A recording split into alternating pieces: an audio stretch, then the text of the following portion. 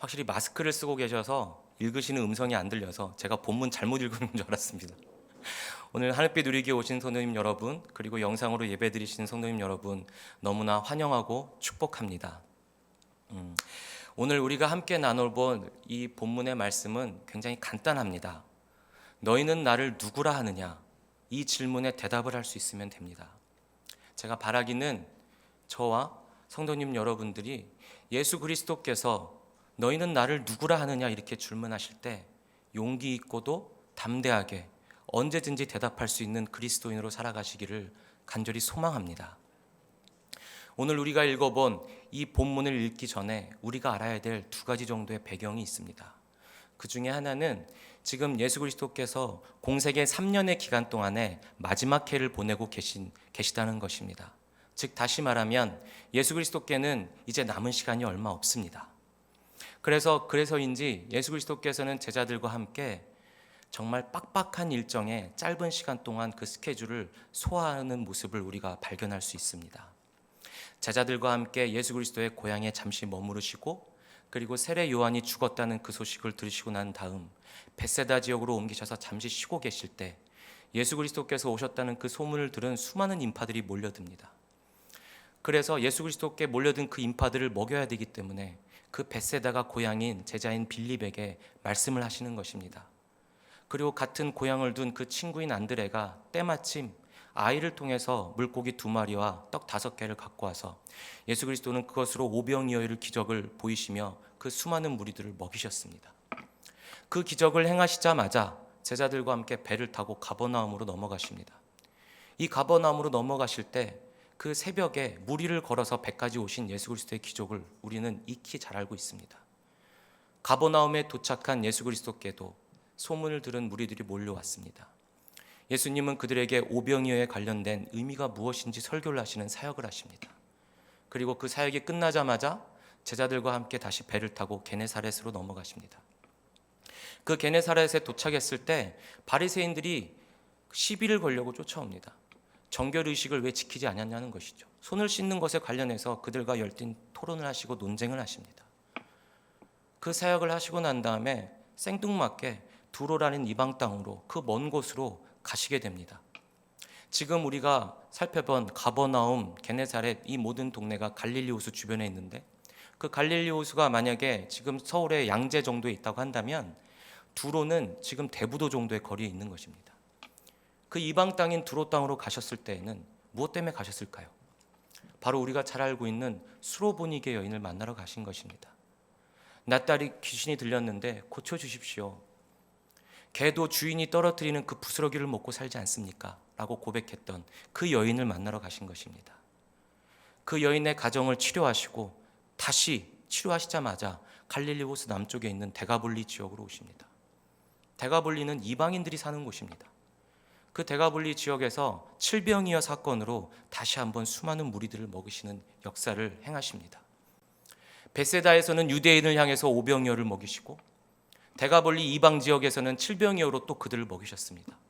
즉 다시 말해서 유대인이든 이방인이든 하늘로부터 온 유일한 생명의 떡, 구원의 떡인 예수 그리스도 나 자신을 믿어야만 한다는 것을 지금 말씀하고 계신 것입니다.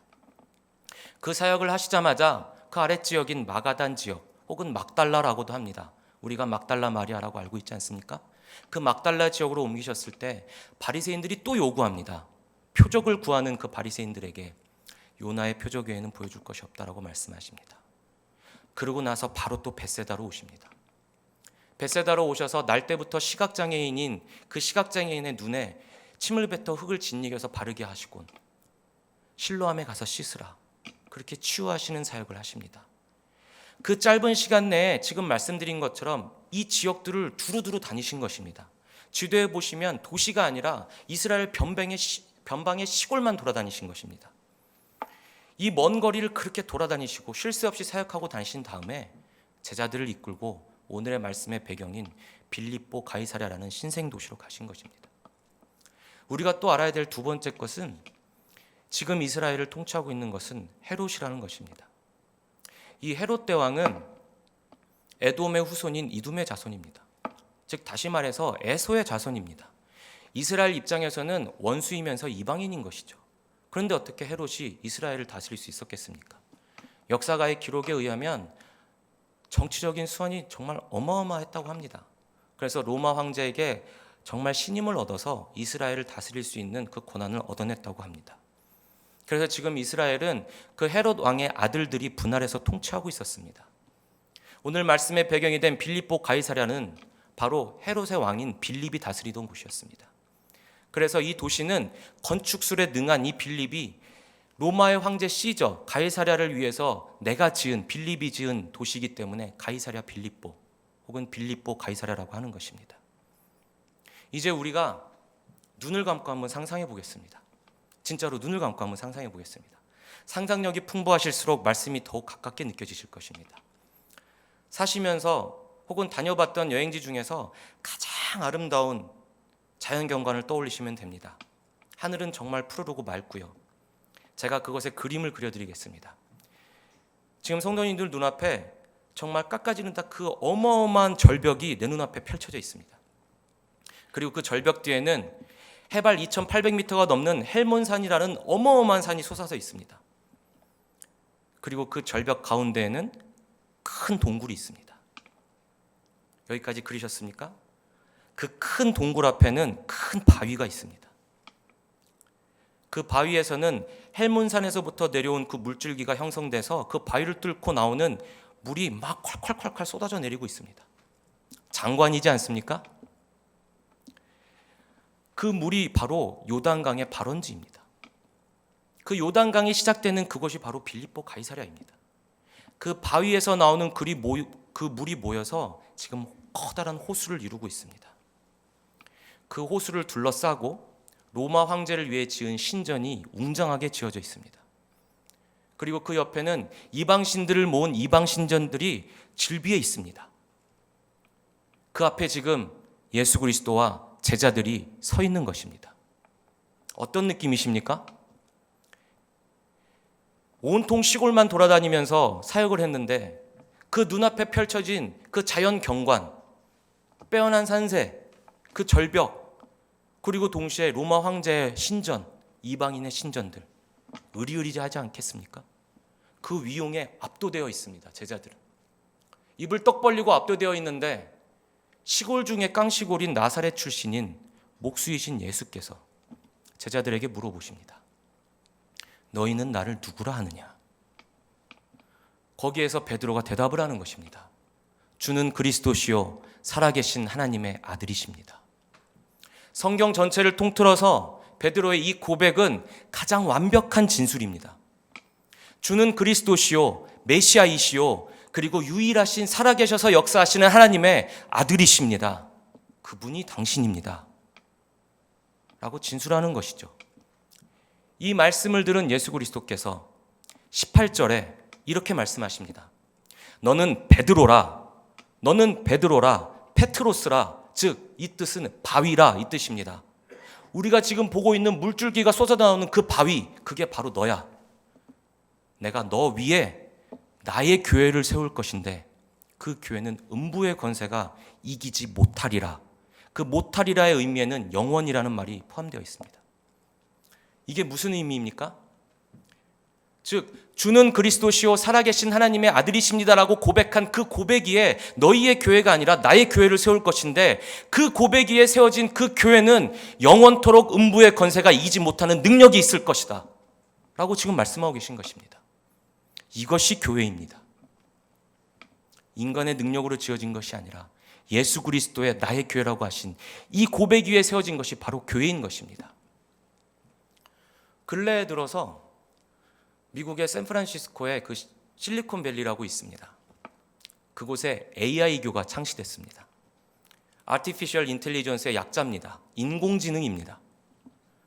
인공지능이 어떻게 신이 될 수 있냐고 기자가 인터뷰를 했습니다. 근데 그 창시자가 뭐라고 하냐면 인간보다도 수백억 배 뛰어난 그 처리 능력이 있고 뇌를 가지고 있는 존재이고 그리고 인간의 모든 지식들을 다 갖고 있고 지금도 매 초 단위로 그리고 그걸 쪼갠 단위로 계속해서 업데이트하고 있는 이 존재를 그러면 무엇이라고 부르겠느냐? 신이라고 부를 수밖에 없지 않겠느냐? 이렇게 얘기를 했습니다.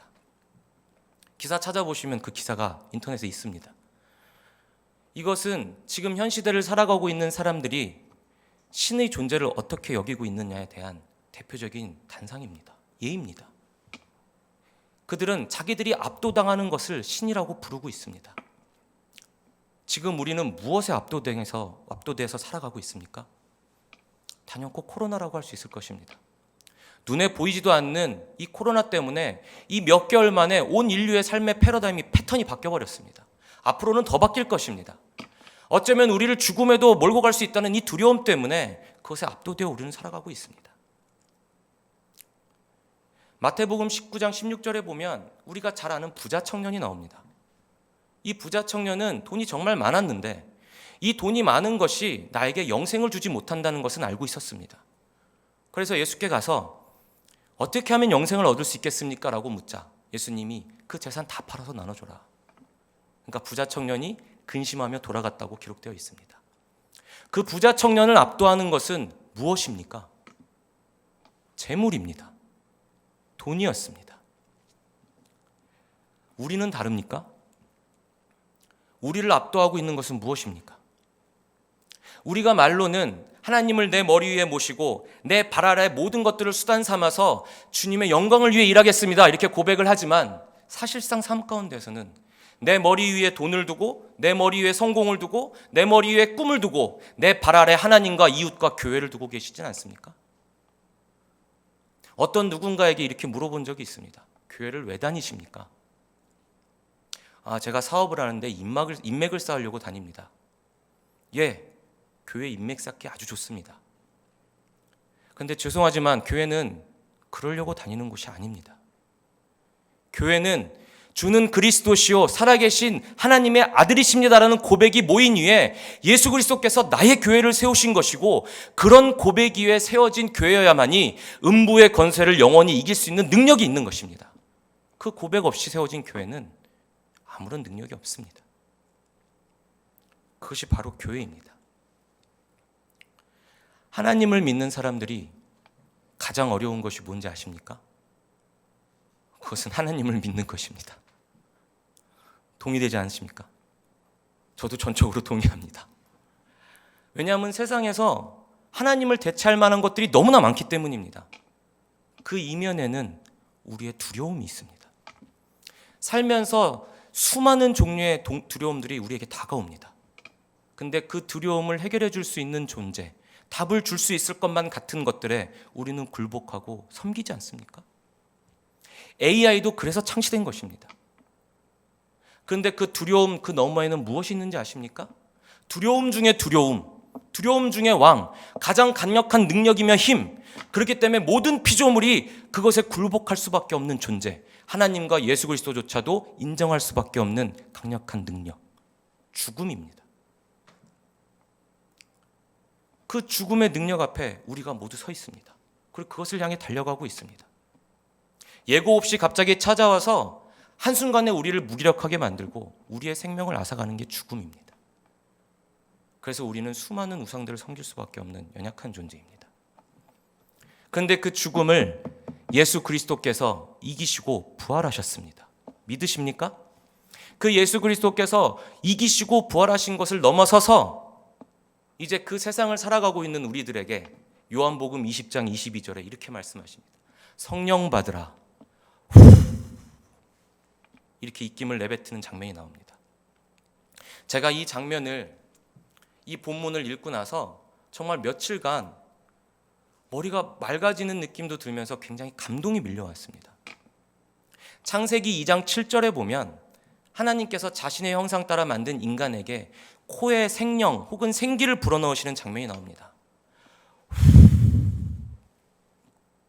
이때 이 불어넣으시는 숨과 예수 그리스도께서 요한복음 20장 22절에서 부활하신 다음에 제자들에게 성령 받으라 후 하신 것이 똑같은 행동이고 똑같은 단어입니다. 이게 무슨 의미인지 아십니까? 하나님께서 자신의 형상대로 만든 이 완벽한 인간에게 생명을 부어넣으셨는데 그 인간이 죄를 지음으로 말미암아 모든 피조물들이 죄의 권세 아래 놓이게 되었습니다. 그래서 죽음을 향해 달려가고 있고 그 모든 역사가 죽음을 향해 가고 있는데 예수 그리스도께서 그 죽음의 끈을 끊어내신 것입니다. 그리고 오셔서 죽음을 이기시고 부활하시고 나서 다시 한번 하나님으로서 온 인류에게 숨을 불어넣어 주시는 것입니다. 새로운 창조가 시작된 것입니다. 이전 것은 지나갔으니 보라 새 것이 되었도다. 이 말씀이 이루어지는 것입니다. 우리는 그런 새 창조의 시대에 살고 있습니다. 같은 죄인이고 바뀐 것은 없지만 그러나 이제 우리에게는 기회가 있습니다. 예수 그리스도를 믿기만 하면 같은 시대를 살고 있지만 그러나 하나님 나라의 백성으로 그리고 다른 신분으로 살아갈 수 있다는 것입니다. 예수 그리스도는 지금 우리에게 그런 사역을 하십니다. 성령을 받으라. 예수 그리스도께서는 우리에게 왜 그러셨을까요? 우리를 너무 사랑하셔서입니다. 연약함에도 불구하고 온갖 것들을 우상으로 섬기고 시시각각으로 삶 가운데 다가오는 나를 압도하는 빌립보 가이사랴와 같은 그 수많은 것들에 압도당해서 우상을 섬기는 나의 연약함을 아심에도 불구하고 성령 하나님을 주시는 것이지요.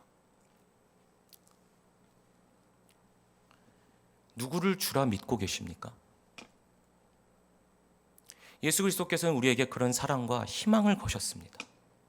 그 사랑과 희망이 얼마나 굳건하고 단단했는지요. 십자가의 그 괴로움을 다 이겨내셨습니다. 우리가 매번 십자가 하는데 정말 십자가에 대해서 한번 제대로 생각해 보신 적 있으십니까? 혹자는 3m 60cm 정도가 된다고 합니다. 더 넘는다는 사람도 있고요. 어찌됐건 다듬지도 않은 그 거칠은 표면에 나무 2개를 겹쳐놓고 거기에 사람을 누워서 강제로 손과 발을 맞춥니다. 당겨서.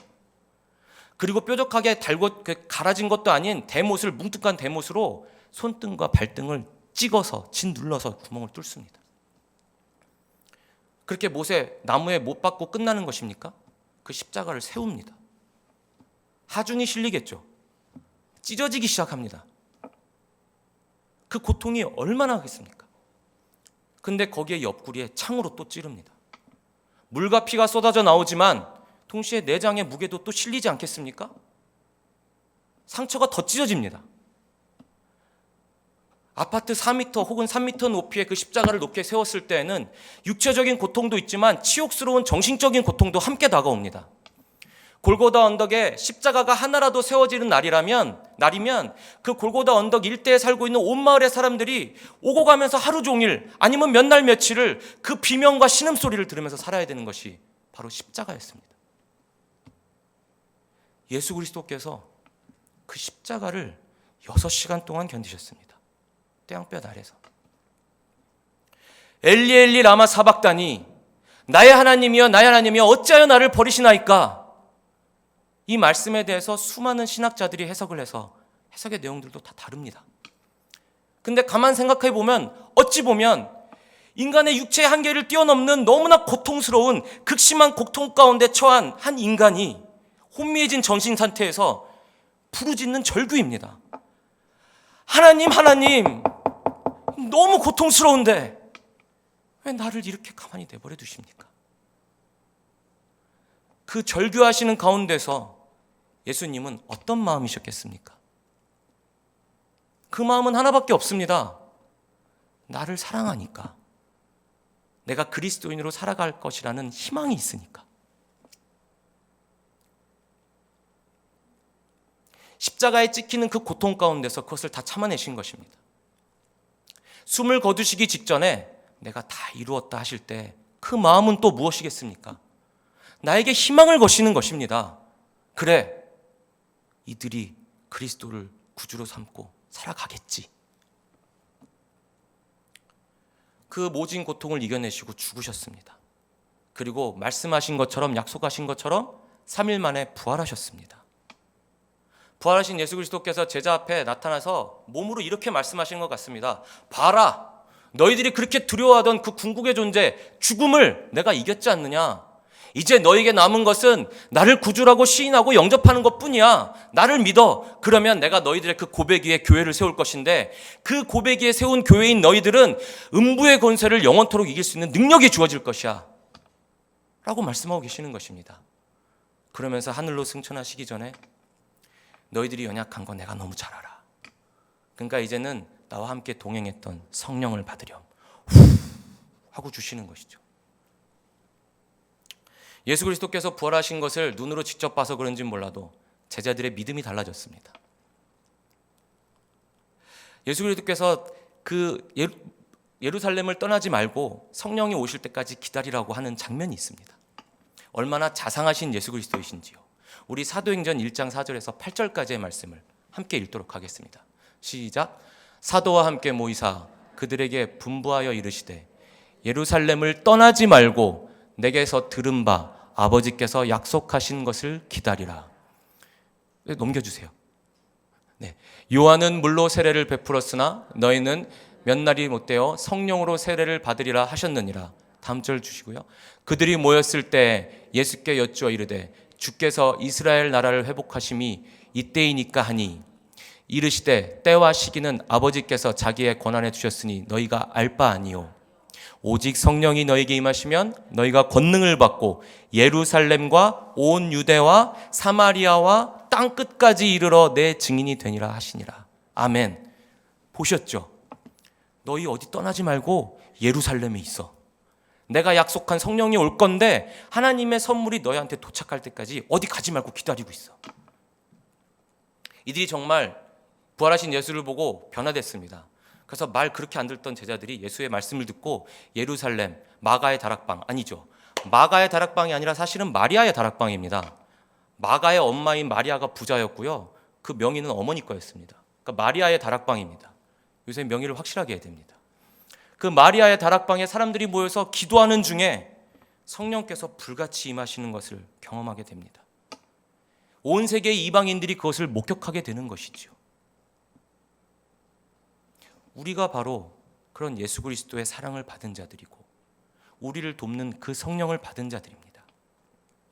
그 성령을 우리가 가끔은 무시하고 있지는 않습니까? 뭐 밤길을 걸을 때 무서워서 하나님 지켜주세요. 혹은 예배를 드릴 때 나의 마음을 움직여 주시고 열어 주시옵소서. 성령 하나님, 맞습니다. 맞는 기도입니다. 성령 하나님은 그렇게 내 안에 내주하셔서 나와 밀착한 관계를 유지하고 계시며 나를 보호하시고 인도하시는 성령님이 맞습니다. 하지만 그런 도우미의 역할만 하시는 게 성령이 아닙니다.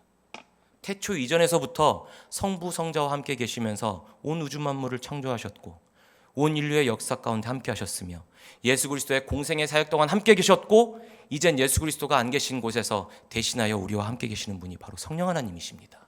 그래서 우리는 기도할 때 성령 하나님께 간구해야 되는 것입니다. 성령 하나님, 예수 그리스도를 끊임없이 떠오를 수 있도록 도와주시고 우리를 예수 그리스도께로 인도하여 주시옵소서. 이렇게 기도해야 되는 것입니다. 우리는 누구를 주라 믿고 있으며 주를 누구라고 고백하고 있습니까? 이런 예수 그리스도의 사랑과 성령 하나님의 도우심에 있음에도 불구하고 나를 압도하고 있는 것들은 과연 무엇입니까? 그래서 내 머리 위에 무엇을 두고 사십니까? 그래서 예수 그리스도는 자기를 부인하고 십자가를 지고 따르라고 하십니다.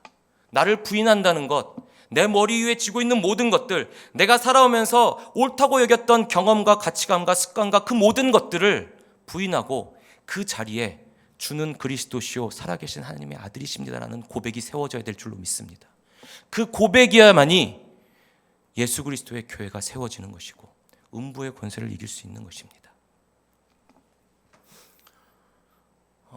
3주 전에 제가 정말로 좋아하고 정말 좋아하는 친한 동생의 아버님이 돌아가셨습니다. 그 아버님은 체구는 작으시지만 온몸이 잔근육으로 되이신 아주 땅땅한 분이셨습니다. 대구 토박이셨는데요. 매일 산을 타셨습니다. 20년이 넘도록. 그래서 10만이 수준 저리가랍니다. 한 번은 뭐 산삼을 캐셨는데 뭐 한 200~300만 원 하고 막 이런 식의. 그래서 이렇게 산을 타시면서 약초 캐시고 산삼 캐시고 도라지 캐시고 뭐 백출 캐시고 하셔갖고 막 주변에 나눠주고 저도 얻어먹기도 하고 이랬습니다. 그 아버님께서 가끔 저 일하고 있을 때 전화를 하십니다. 대구 분이신데 말이 굉장히 느리십니다. 창아, 잘 있나? 남자는 있지? 이렇게 말씀 시작하십니다. 그러면 이제 의자를 찾아서 앉아야 됩니다. 한 2시간을 말씀하십니다. 지치지도 않고. 남자는 있지? 중요한 게 3개 있거든. 이러면서 말씀을 하십니다. 천천히. 그렇게 자상하신 아버님이셨는데 하루는 숨이 좀 가쁘셨답니다. 그래서 답답함을 느껴서 병원에 갔더니 좀 큰 병원을 가보라고 해서 서울에 있는 강남 성모병원으로 올라오셔서 입원하셨습니다. 근데 검사를 받았더니 폐암 말기가 나온 겁니다. 증상이 아무것도 없었는데. 그리고 정확하게 진단받고 한 달 만에 돌아가셨습니다. 그게 3주 전입니다. 의사가 가까운 지인들을 불러 모으라고 해서 저도 방문을 했습니다. 근데 이제 방문하면서부터 제 고민이 시작됩니다. 그 집안은 독실한 불교 집안입니다. 친척들도 다. 불교 집안인데 제가 사랑하는 가정이지 않습니까? 복음을 전해야 하는데 이걸 어떡하지? 그러다가 제가 그 좋아하는 동생에게 이렇게 말했습니다. 내가 그리스도인인데 복음을 전할 거야. 이해해줘. 그렇게 하고 산소호흡기를 꼽고 의식이 희미하신 아버지의 손을 딱 붙들고, 아버님의 손을 붙들고 귀에다 대고 큰 소리로 얘기했습니다. 아버님, 저 혁창이에요. 예수 그리스도께서 아버님의 죄 때문에 이 땅 가운데 오셨고 아버지 대신해서 십자가에 못 박혀 죽으셨어요. 그리고 그 죽음의 권세를 이기시고 부활하셨습니다. 이것을 믿기만 하시면 아버지 하늘나라에 가실 수 있고 우리가 나중에 다 천국에서 만날 수 있어요. 이걸 꼭 믿으셔야 됩니다. 라는 내용의 골자로 복음을 전했습니다. 희미하시니까, 의식이 희미하시니까 큰 소리로 얘기를 했죠.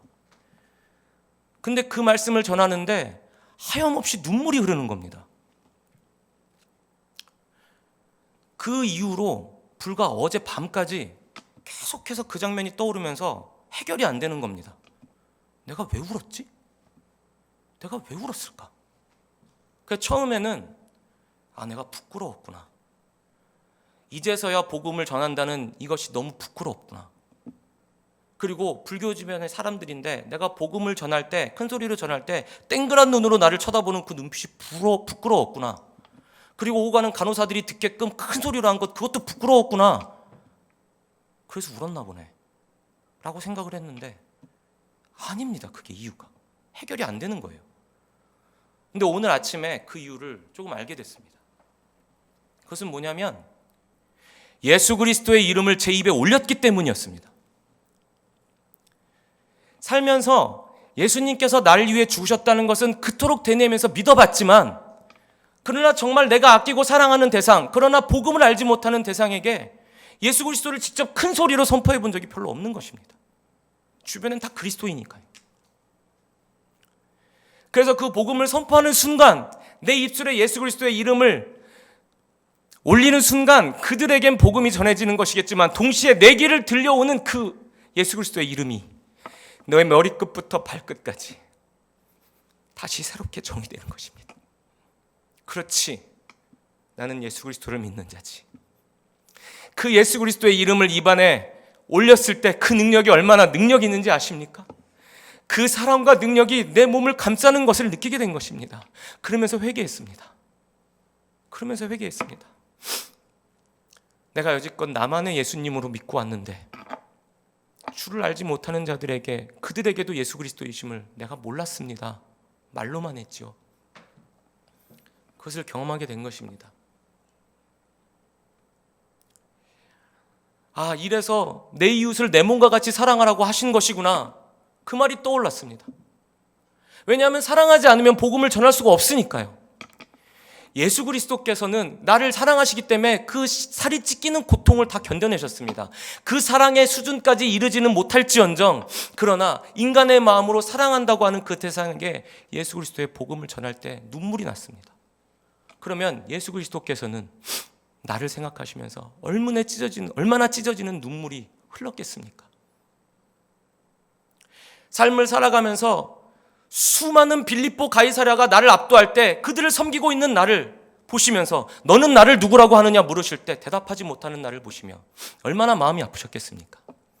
십자가의 고통을 다 이겨내시면서 그 순간에도 너는 나를 누구라고 하느냐 물으셨을 때 대답하지 못하는 저를 보면서도 희망을 거두지 않으셨습니다. 부활하셔서 다시 나타나셔서 내 양을 먹이라고 당부하시면서 위임하실 때에도 자신 있게 대답하지 못하는 나를 보시면서 그 희망의 끈을 놓지 않으셨습니다. 하루하루를 살아가면서 예수 그리스도의 일을 뒷전으로 놓고 내일부터 집중하는 나를 보면서 수많은 빌립보 가이사랴를 압도당해서 그것을 우상으로 섬기는 나를 보면서도 예수 그리스도는 끝까지 진리의 복음을 안고 나한테 다가오셔서 너는 나를 누구라고 하니? 라고 묻고 계십니다. 예, 그게 바로 사랑입니다. 요새 세상에 나가면 사랑을 너무 값없이 얘기합니다. 광고에서도 사랑합니다, 고객님. 직장에서도 어떤 임원이 회식비 주면서 여러분들이 이 회사의 자산입니다. 사랑합니다, 여러분. 언제 봤다고 사랑입니까? 적어도 그리스도인들은 예수 그리스도의 그 십자가의 고통과 그 숭고하고 아름다운 십자가를 안다면 사랑을 쉽게 표현해서는 안 됩니다. 하나님은 사랑이십니다. 하나님은 사랑이시라. 이 의미를 뒤집어 보면 사랑은 하나님의 것인 것입니다. 인간의 영역이 아닙니다. 어느 인간이 내 가치관의 범주를 넘어서는 사랑을 할 수 있겠습니까? 못합니다. 그런데도 우리는 사랑을 너무나 가볍게 여깁니다. 예수 그리스도의 그 사랑을 너무나 가볍게 여깁니다. 그래서 수많은 빌립보 가이사랴에게 그것에 압도당해서 예수를 주는 그리스도시요 살아계신 하나님의 아들이십니다로 고백을 하지를 못합니다. 그러니까 교회된 우리가 능력이 없죠. 제가 그렇게 살아가는 것을 이번에 경험했습니다. 물론 그 복음을 전하고 나서 대구의 장례식장에 갔는데 장례식장엔 내 찬불가가 울려 퍼지는 겁니다. 목탁 소리에. 그 앞에서 꽃을 놓고 혼자 서서 기도하는데 그 찬불가의 리듬에 맞춰서 기도하게 되더라고요. 그래서 따다다다 하는데 굉장히 힘들었습니다.